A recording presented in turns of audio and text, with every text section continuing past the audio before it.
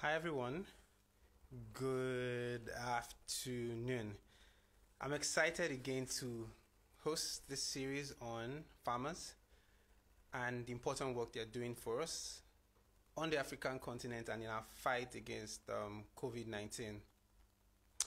Last week we profiled two very interesting entrepreneurs, and they talked about the difficulties they face while running their farms, you know, the challenges and how they have overcome them.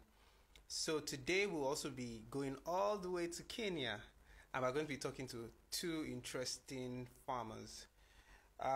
Waiting for them to come online so that I can include them in this call. And I am so excited. We have one of them online. Yeah, well, I need you to request to join the video for me to add you to it. Hi everyone. Hi Elizabeth. Hi Simon. Hi.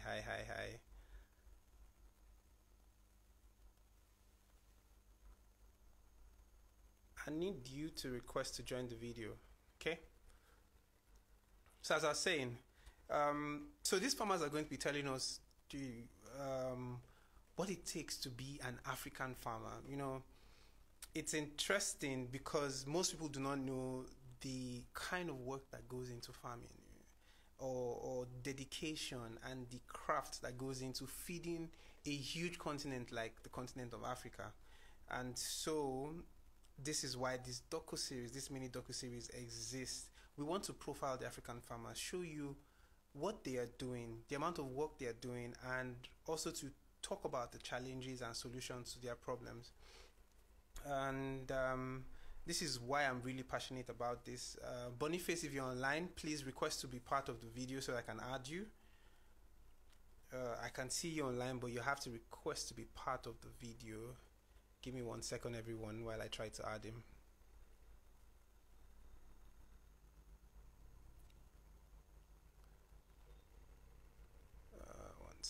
One second.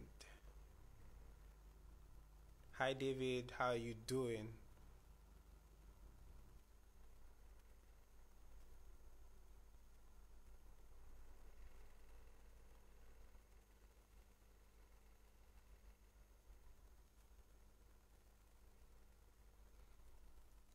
Okay, we're still waiting for him to come.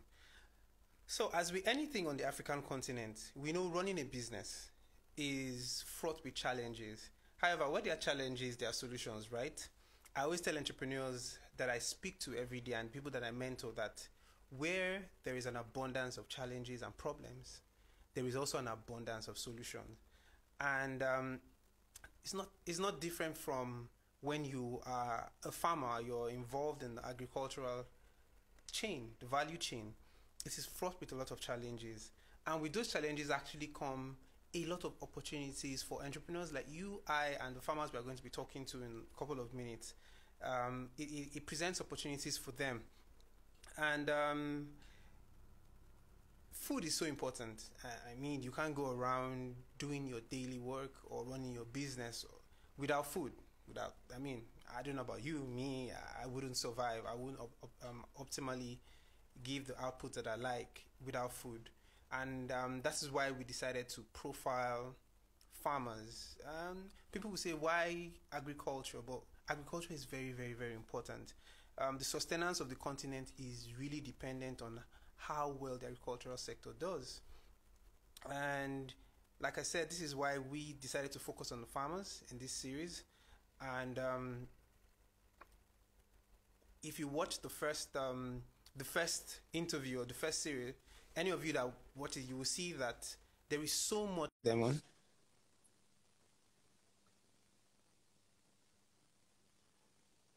While he's coming on, yeah, there's so much farmers do for us that we don't account for, we don't talk about. Hi Boniface, how you doing?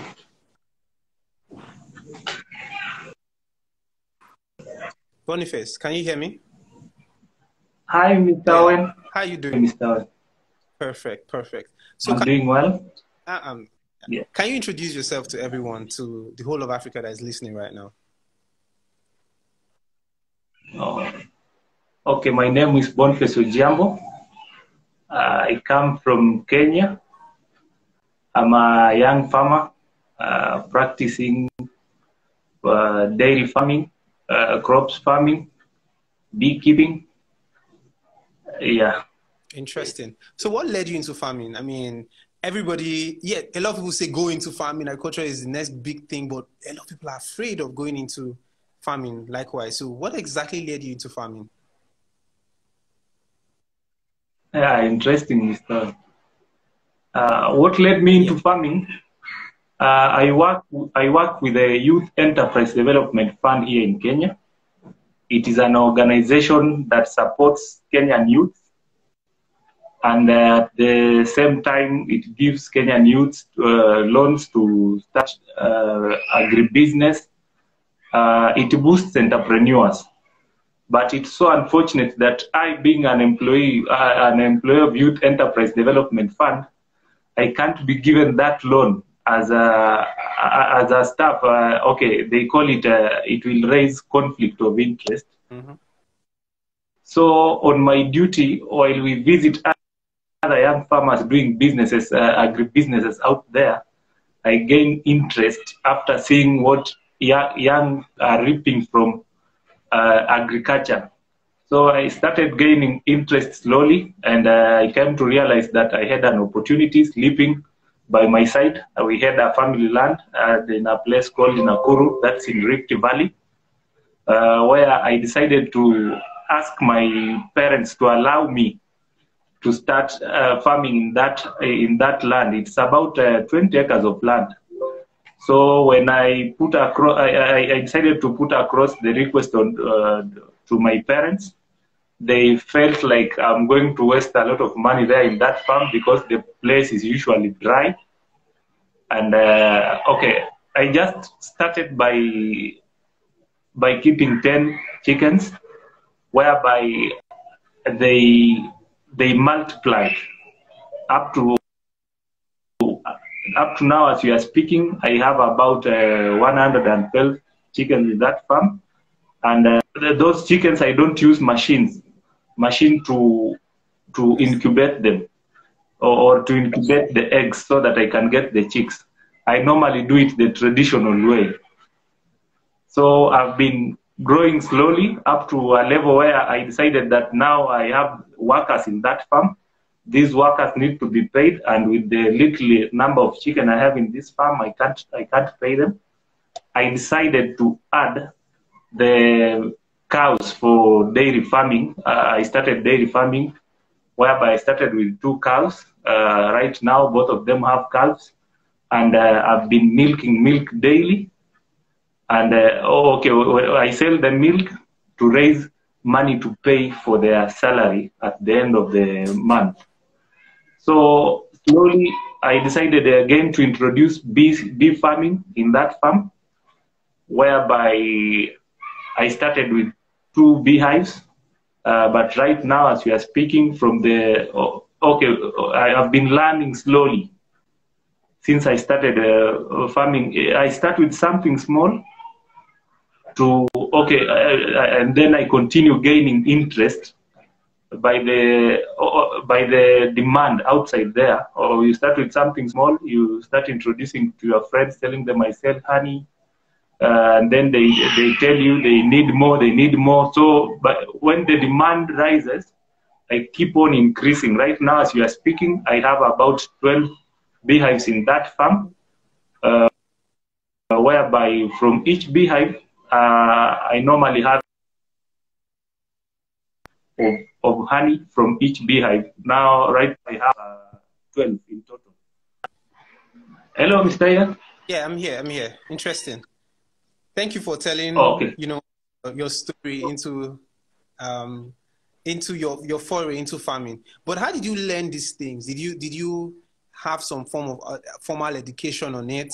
Did you ask a friend? Well, how did you gain competence in this? Pardon? How did you learn to farm? I mean, you went from just crop farming to having livestock, and then you have a beehive. How did you learn all these things? Did you pay somebody to teach you? Did you research online? How did you learn these things? Okay. Whenever I used to go and visit these young Kenyans who are coming in our organization, that's Youth Enterprise Development Fund in Kenya. It's a national organization that was set by the president in the year 2008, and I was lucky to be among the youths who are employed in that organization. Uh, I'm employed in that organization as a operations officer, whereby we move around, interviewing youth, seeing how they do. But I came to realize that I'm just wasting a lot of time in the office, yet money is outside there in farming. In fact, I'm thinking of resigning, quitting my job to give the farming 100% of my time. Interesting. So what has been the biggest lesson you've learned since you started your farm? The biggest lesson I've learned since I started this farming, I've learned that money is not in the office. Sitting in the office for 8 hours, doing nothing, or filing papers, yet other people are busy outside there doing farm work. The money lies in the farm, and I came to realize that everything in this world depend from things that come from underground. That is when it comes, for example, when it comes to a cow, it depends on grass that comes from the farm. Us there in the office, we depend on food that comes from the farm. Without a farmer, we can't make it. Farming is everything. Farming is life. That's what I've learned. And I think I've dedicated and I've decided to dedicate all of my life in farming, because in this farming, I'm seeing myself, in the next 2 to 3 years, I'm seeing myself very far. Interesting. Now, you obviously don't work on your farm alone. You definitely have hands that work with you. How's the process of recruiting them been? Has it been difficult to find people that are competent enough to work on the farms, or are you forced to even train them before you can even allow them work on the farm? How do you manage the people that work with you on the farm?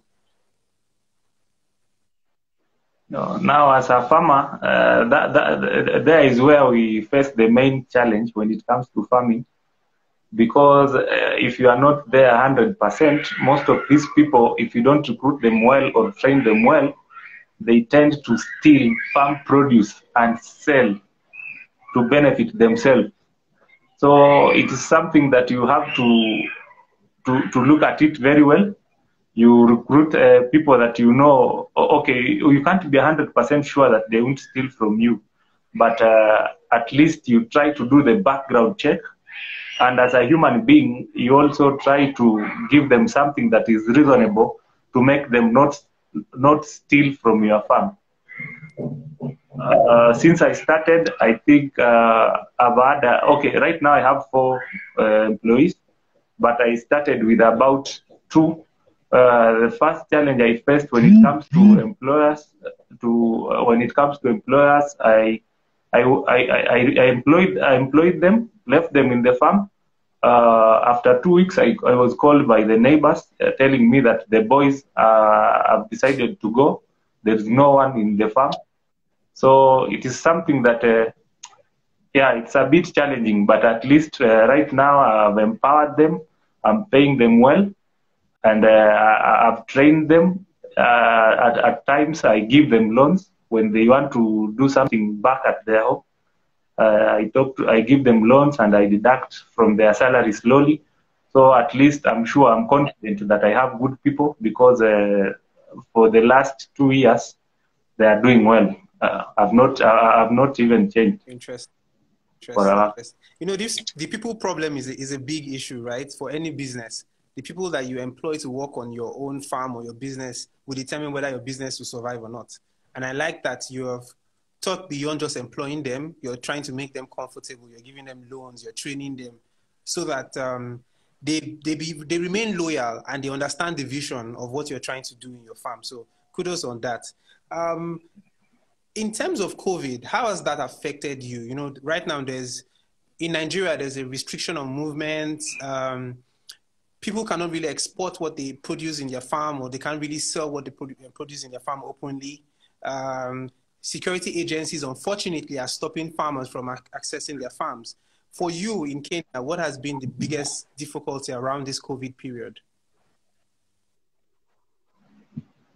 The biggest problem, the biggest challenge when it comes to COVID has really affected me because most of my customers, sometimes they tend to believe that now that there is COVID, Corona, touching something, I don't know how I can explain it, but they feel like everything has COVID. Even when you go to deliver your goods, I normally deliver using one of my boys, but when they go to deliver goods, at some point, the customers tend to behave as if the boy has Corona. So they keep on intimidating them until it reached a point where the boys felt like we should stop first and wait to see whether the situation will come back to normal. And then I personally, I can't be able to visit the farm frequently because there is a restriction of movement from Nairobi. Now, as we are restricted to get out of Nairobi because Nairobi is the most affected area, Nairobi and Mombasa, the two cities in Kenya. So I work and live in Nairobi. The farm is in Nakuru County. So I face it difficult to visit the farm frequently. So putting my produce at risk, because at some point you can't trust a human being 100%.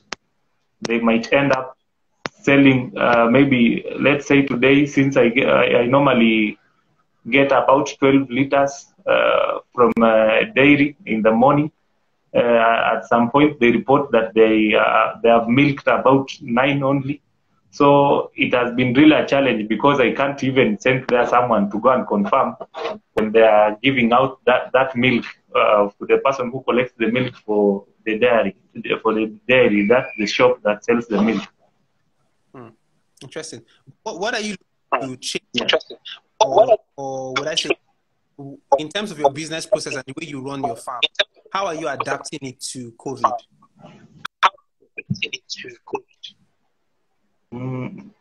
In terms of business and the way I'm running my farm, I've tried to restrict the boys also now, since people are taking advantage of us. They want to buy things at a cheaper price.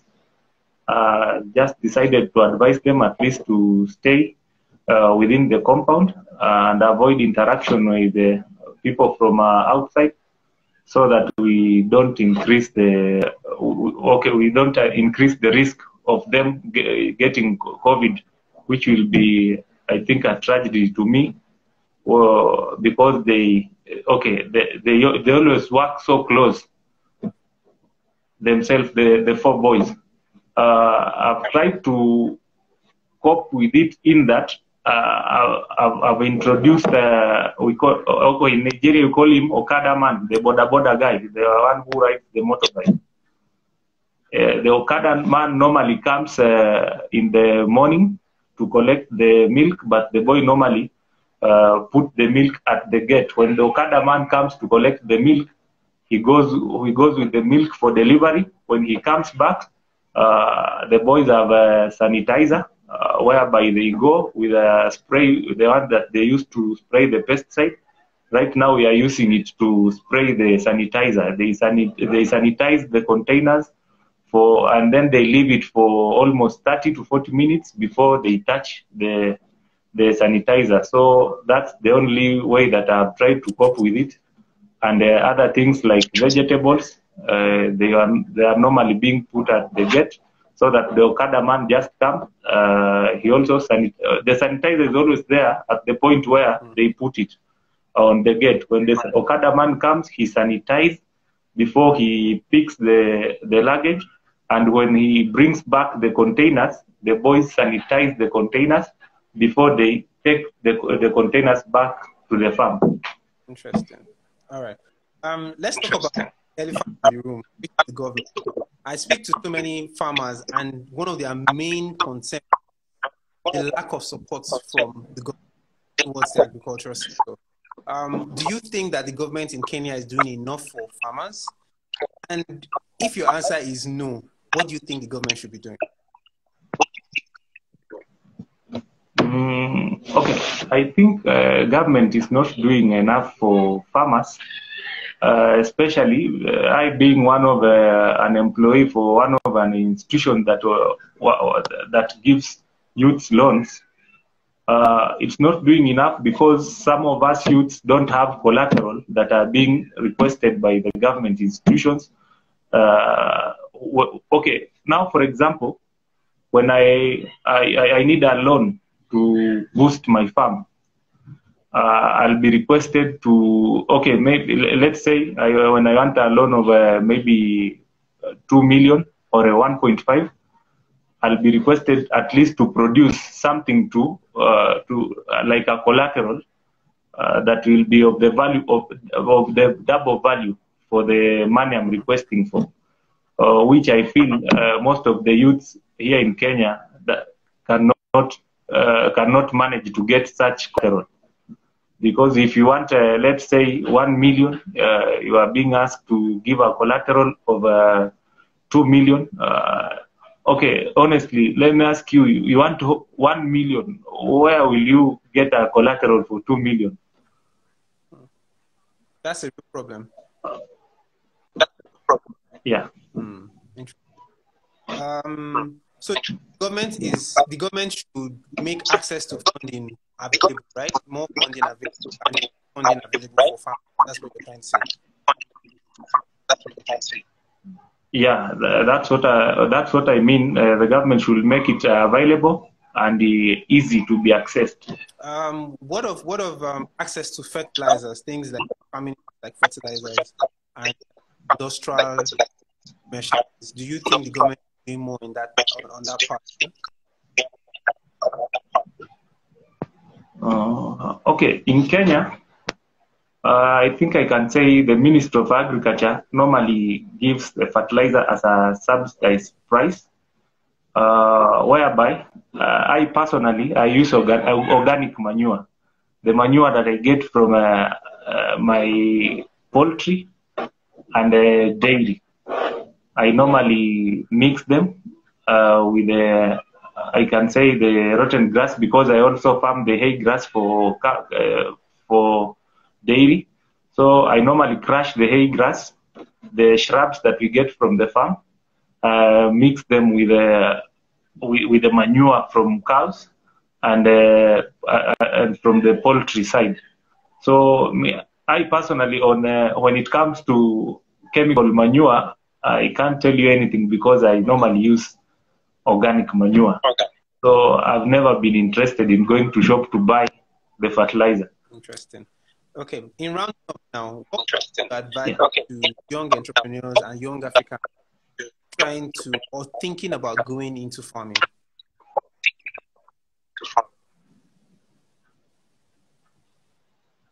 Sorry, pardon? What would be your advice to young entrepreneurs, farmers thinking about going into agriculture farming? Okay, my advice to young and agri-entrepreneurs that thinks to go into or thinks to start farming is that you doesn't have to get a big land like 20 acres or 30 for you to start farming. There are some crops that are highly valuable on the market, things like onion, of which I'm planning to start very soon doing onions, tomatoes, but right now I have okay, the weather is unpredictable, rains are unpredictable. So I'm thinking of going the modern way of introducing drip lines. So for young Kenyans that think of starting agribusiness, is that agribusiness is a good business. it pays. In most cases, most of the crops, you plant them and you harvest after 3 months. It depends with what you planted.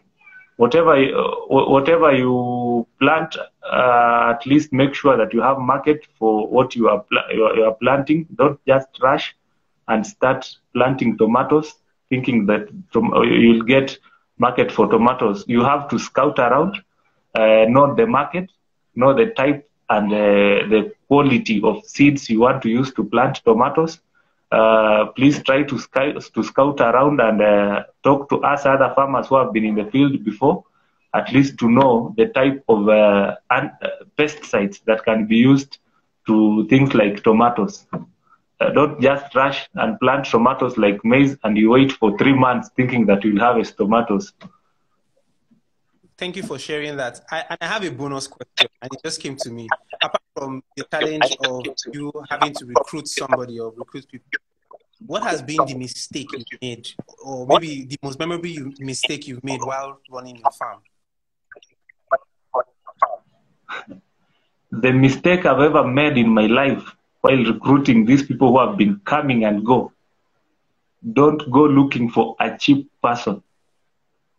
Don't employ someone who, okay, you know, some people, you can just look at someone's eye and you feel like this one is drunk.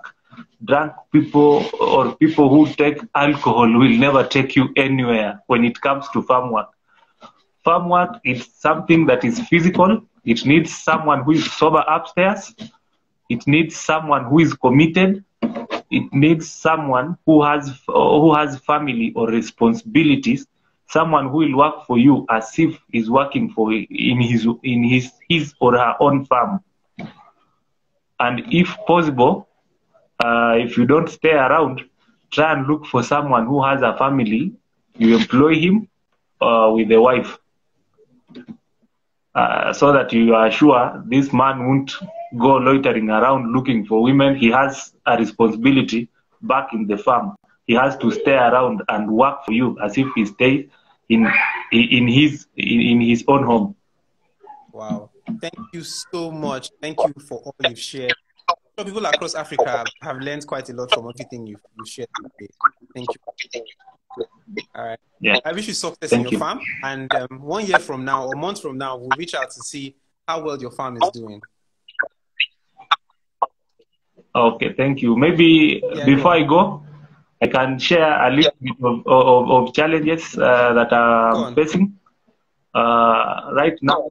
Okay, right now in Kenya, I'm facing the challenge of market, and maybe if you come across someone or when you continue interviewing other people, when you come across someone who is willing to offer or educate me more about this thing I've told you that I'm practicing, I'll be glad to be connected to that person, because right now the market in Kenya is competitive and we have these people we call brokers. They keep on misusing our effort.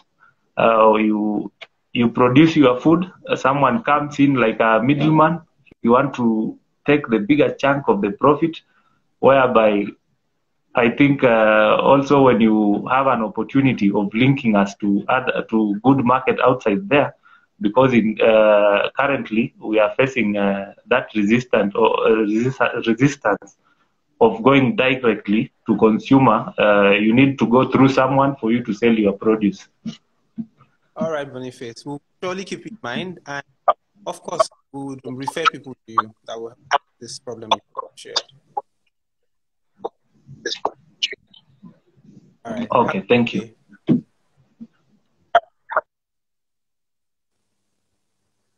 It's been great listening to Boniface, and I'm so excited with a lot of things he has shared.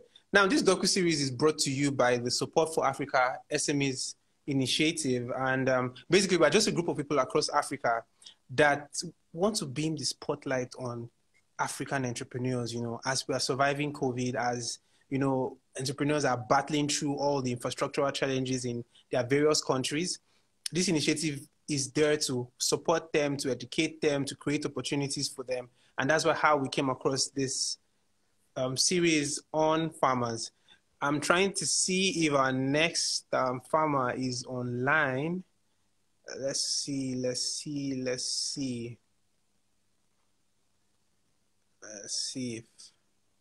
if Thomas is online yet.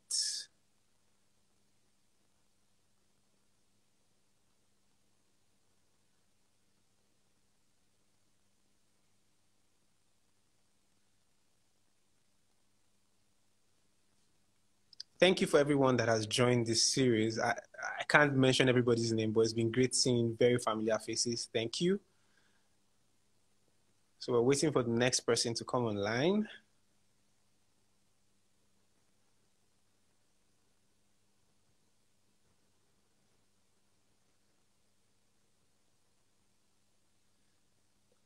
Waiting for the next person.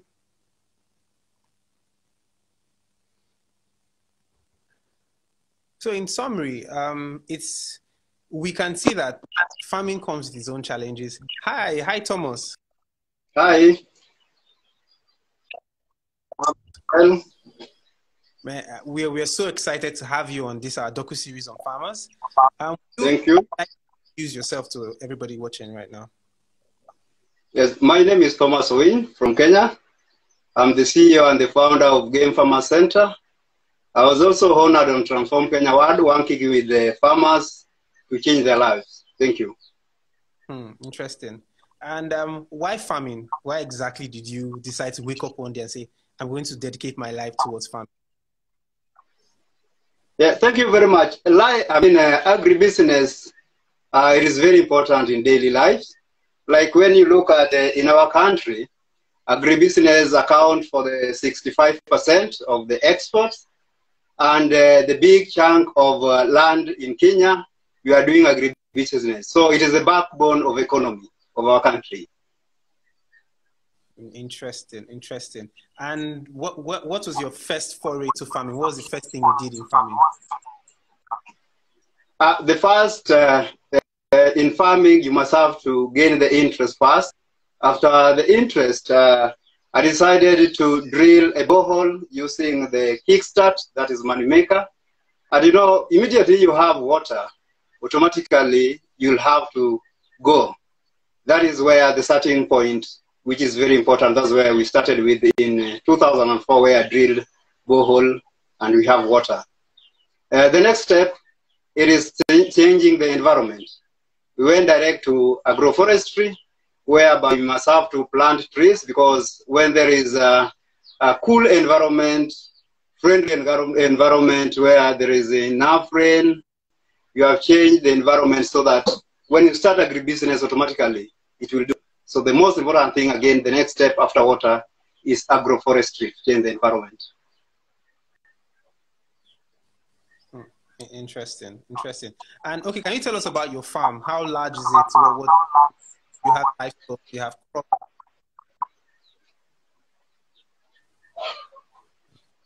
Thank you. I will tell you about my farm and also the networking farmers, because mine is to start with my farm, and then the second with the several farmers, because our intention is to change the lives of the community, empower them, wealth creation and the rest, so that when your neighbors have food on the table, then you are secure. So our farm which we are having more than 20 acres, and then coordinating with the region, that is the Nyanza region in part of Kenya, which is comprises of 4 counties, and we have also extended to the western part, which also encounter one of the counties. The namely counties within Nyanza region covered Siaya, Migori, Kisumu, and Homa Bay. Then now is neighboring of Siaya, we have Busia County.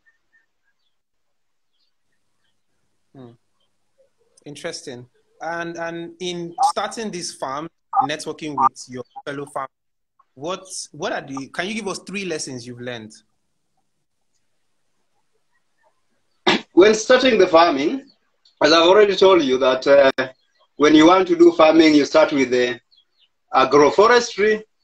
We started with planting trees around, and again, offered the demonstration site and the site also where the government comes and train people where the community can learn. Thereafter, we distributed more than 20,000 seedlings for everyone to plant trees around. After doing that, then we went back to cropping with the crop production, trying to plant different crops, especially now the one which now I will mention and is really doing well within our area, and again we have the industry, is the sunflower, soya bean, which is doing well. But apart from those, we also do maize farming, we have beans, we have horticulture, vegetable, which is currently is hotly on the market. And that's what I can give you brief, that most of our farmers, we deal with the crop production, livestock production. And I will go further. Apart from the crop production and agroforestry, which I've mentioned, both also in the blue economy. Blue economy, I will explain to you about the cage fishing within Lake Victoria region. Okay, now that you have introduced the concept of blue economy, can you explain what that is? Which part of the economy? Green economy or blue economy? You said blue economy. Yes, blue economy. Yes, thank you very much. Let me explain now to the economy. The blue economy majorly deal with water, that is being done in Lake Victoria. We have introduced cage fishing because when you look at fish industry in Kenya, also accounts for big chunk of 4.5% of our gross domestic product. But we realized that people were doing fishing within Lake Victoria, which is not organized, and you cannot measure, you cannot calculate the amount which you can get. So what we have introduced are the cages, whereby you put your cages within Lake Victoria, and you must have to coordinate with the fish industry or fish industry in Kenya, whereby you must link with the government. With that, currently we have the production of fingerlings, because without getting the right fingerlings,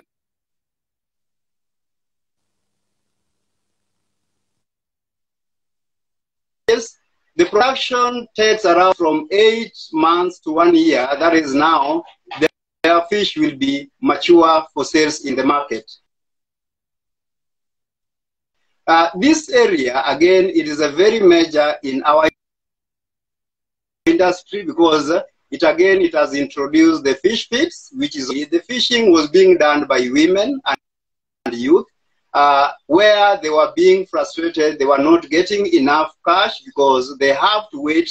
But as at now, we have regulated it, whereby when you put your fingerlings, you can calculate the time frame when they'll reach the market.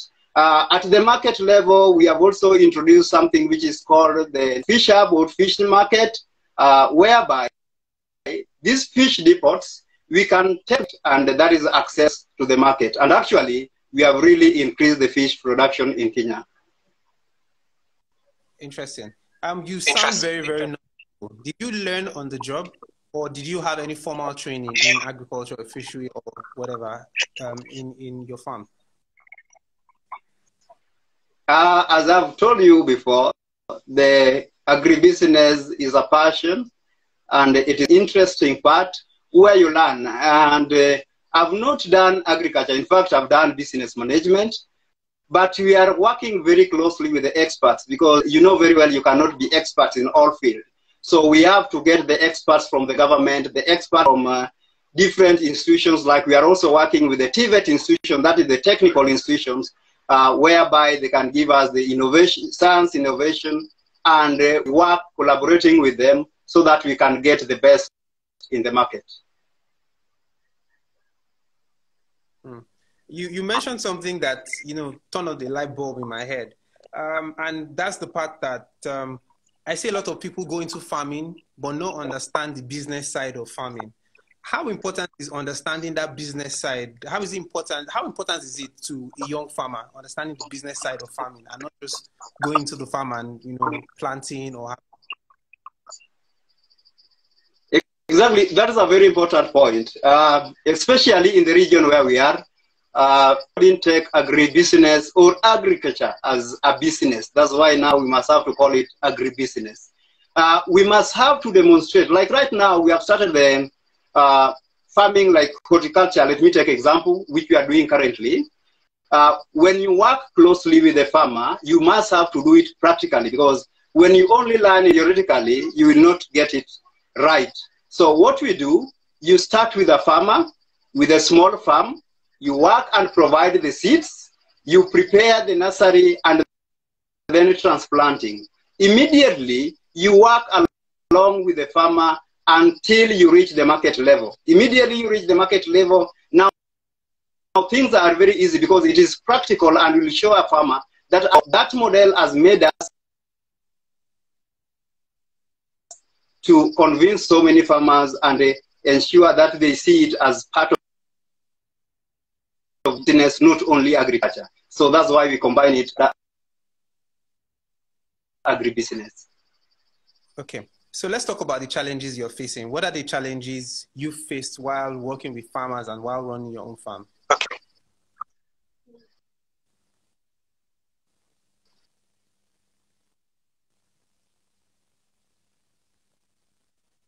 I think we might be having some network issues. Thomas, are you there? Yes, I'm there. Okay, did you hear the last question? Not really. Can you repeat? Okay. Tell me about the challenges you faced in running your farm and working with farmers. The challenges? Yes. The challenges? The challenges you have faced while running your farm and working with other farmers. Exactly. The challenges with the farmers, because most of these farmers, some of them, they don't understand the techniques of working in the farm. So when you leave them to work alone, like for example, the farm which we have actually is the preparation of the land, where we don't have enough plow of preparing the land, and immediately you prepare your land late, automatically it means that you'll have to plant late and you will not get the good yield in a time. So first of the challenges which you are facing here is getting preparation of the land. Another challenge which is also we have on the ground is the transport, because you must have to get enough transport so that you can get the product to the market. Another challenge again is the market, because our people still don't buying the products within the locals. But as at now, those challenges which I'm explaining actually have reduced. And the major challenge again, like addition in the sunflower area, where still we don't have enough seeds, the satisfied seeds. Sometimes we don't get enough seeds in time. But majorly the challenge convincing a farmer that they can earn from there. Most of our people, they believe in white-collar job where they expect themselves to be in the offices and not being in a farm. So when they're in the farm, they think that they are not at the right place.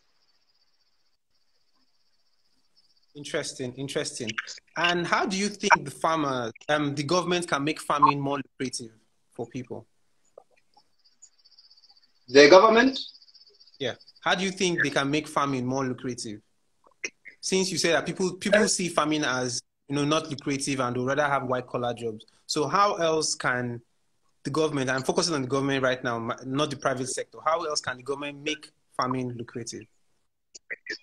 Yes, the government have done their part, because when I look at the government on the Big Four agenda, it is addressing the food security, it is addressing the manufacturing industry, it is addressing the healthcare, and addressing the housing. So when government has put the effort in food security, it means they are mobilizing the farmers to do much and increase the production. Especially during this coronavirus, the government are buying the products from the local, because as at now we cannot import much from different countries. When we talk of the manufacturing industry, like we have one of the manufacturing industry within, which is more game processing the sunflower. The government have come in to buy, like the county government is buying part of it, whatever we are producing, and also encouraging the farmers. Even the seeds itself, we are getting from Kenya seeds. So that is a role, again, in the government, playing a major role. When we come to the housing, you know very well that for you to build your house, you must have to need the timber and the rest. So with an increase of forestry, and then the government is trying to emphasize on the housing, it means that's another promotion which the government is motivating us. Healthcare is very important. The food itself is the primary health. When you want to be healthy, you must have to eat well, eat the right food, and the government is really stressing on that. Actually, it is part of the role the government is playing to help us, we as farmers. Interesting. So what would you advise young farmers or people looking at going into farming at this time? In fact, thank you very much for the young farmers. Right now, I'm working very closely with the learning institutions to start something which is called Education for Sustainable Development. Education for Sustainable Development, you involve the learning institutions, that is right from the primary school where you involve the kitchen garden, at the primary school where the students can even be involved in planting trees to save the environment. And that is, there is a syllabus from Kenya curriculum development which they have produced. When we go to the secondary, we also do the same thing. We're starting the projects like the poultry, fish ponds within the secondary school. Then now when it comes to the colleges, that is the technical institution, we are working very closely with the agricultural department. And in fact, the ministry have reintroduced several courses in agribusiness, general agriculture, modern farming. And that is when we work with them and set the farm so that it helps them in generating income projects within the institution. I want to mention one of the institutions, which is Ramogi Institute of Technology. They have almost 150 acres. We are working very closely with them. So when the young farmers work in that farm, automatically they'll carry the knowledge to the homestead, and that is will help them to earn a living. So immediately they complete the college, they know very well that agriculture can help them to earn a living. Thank you so much. You've actually shared a lot. We are grateful to have you as part of our docu-series. And we look forward to the success of your farm, and we'll be checking on you from time to time to see how well you're doing. Thank you once again. Thank you. In conclusion, I really appreciate on your programs, and generally in Africa. I know Africa believes we need to rely on our countries, within Africa countries, to motivate others so that we can improve in terms of industrialization, agriculture industry, and all other sectors. So we change the living standard of our people, we create wealth and the rest. So thank you very much. I'm happy to join you this evening. Thank you. So there you have it. We've spoken to two amazing farmers from Kenya. Last week we spoke to two amazing farmers from Nigeria. And there are key things that we can take away from this conversation. The very first thing is we need to make people see that farming is lucrative. Young men do not need to, chase those white-collar jobs. They need to start thinking about farming, because farming is what will help the African continent survive, even as at this time where we are facing COVID and the after effects on the economy. This is also a call to the government to give, collaterals that farmers can and young people can access, collaterals that doesn't require an arm and a leg. Lastly, employing people. Africa has a people problem, I keep on saying. And part of the problem is because education and information is not out there. We're not educating people well enough on how to behave, on how to do their jobs. And education, like the last speaker ended with, is really, really, really, really, really important. So if you're going into farming, do you have the right education? Have you gone to learn what you need to do? Are you trying to collaborate with people that are smarter than you or know better than you? Because it's not all about competition. I mean, we've moved into the collaborative era where industries are finding ways to collaborate, creative ways to collaborate for that matter, because they want to survive. So thank you for joining this and this docu-series, and it's going to continue next week. Hopefully we'll go to another part of Africa, maybe somewhere in South Africa, but you'll find out if you join next week. Thank you for joining once again, and have a lovely day.